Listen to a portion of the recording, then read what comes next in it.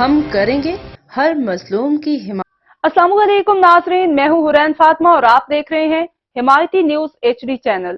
نظر ڈالتے ہیں آج کی اہم خبر پر۔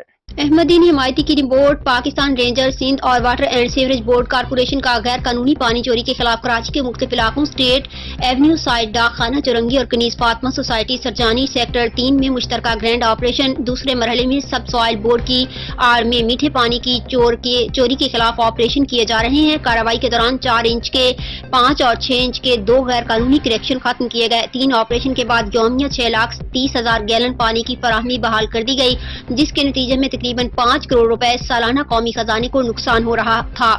ابتدائی معلومات کے مطابق چوری شدہ پانی واٹر بورڈ کی 24 انچ اور 84 انچ کی لائنوں سے چوری کر کے بڑے پیمانے پر مہنگے داموں پمپنگ سٹیشن کے ذریعے فروخت کیا جا رہا تھا۔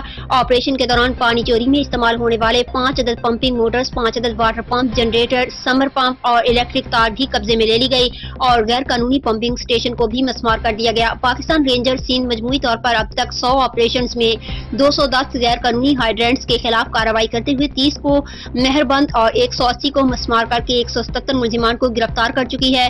پاکستان رینجرز سندھ غیر قانونی ہائیڈرینٹس اور میٹھے پانی کی چوری کے مکمل خاتمے تک آپریشن جاری رکھے گی۔ ترجمان سندھ رینجرز۔ اب تک کے لیے اتنا ہی۔ مزید خبروں اور اپڈیٹ سے باخبر رہنے کے لیے دیکھتے رہیں حمایتی نیوز HD چینل۔